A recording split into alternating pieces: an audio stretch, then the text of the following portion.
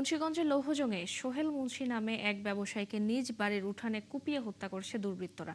নিহতের মোটরসাইকেল পুড়িয়ে দেয়া হয়। দ্রুত আসামিদের গ্রেপ্তার ও দৃষ্টান্তমূলক শাস্তির দাবি জানিয়েছেন স্বজন ও এলাকাবাসী। পুলিশ বলছে হত্যাকারীদের আইনের আওতায় আনতে কাজ করছেন তারা। জসিমউদ্দিন দেওয়ানের তথ্য ছবিতে প্রতিবেদন।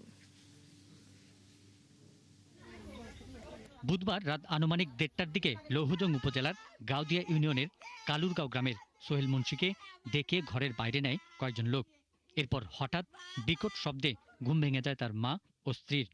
ঘর থেকে বের হতেই তাদের চোখে পড়ে এক বিভৎস দৃশ্য। একদিকে দাউ দাউ করে জ্বলছে সোহেলের মোটরসাইকেল, আর পাশেই মাটিতে ক্ষতবিক্ষত অবস্থায় পড়ে আছে সোহেলের নিথর দেহ। আমার বাইকনারে কাটায় মারছে, আমরা জানি না। আমরা তারেক জিয়ার কাছে এটা বিচার চাই। কে মারলো এটা এখন বলতে পারতেছি না। আইনের কাছে এটা একটা সুস্থ বিচার চাই। এরকম কোনো আমাদের কাছে ইনফরমেশন নেই। ওনার সাথে কারো কাজা ঝগড়া বা কোনো এই মাল আনা নেওয়া নিয়ে কোনো দ্বন্দ্ব হয়েছে।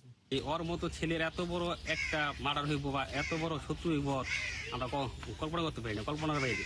সংসারের একমাত্র অবলম্বন সোহেল মুন্সির মৃত্যুতে শোকে মাতম করছে পুরো পরিবার। কেন এই হত্যাকাণ্ড জানে না তার পরিবার। আমার হাজবেন্ডে যে মারছে ওখানে বিচার চাই। আমার পোলারে যে তিন বানায় ঠিক আছে, তার যথাযথ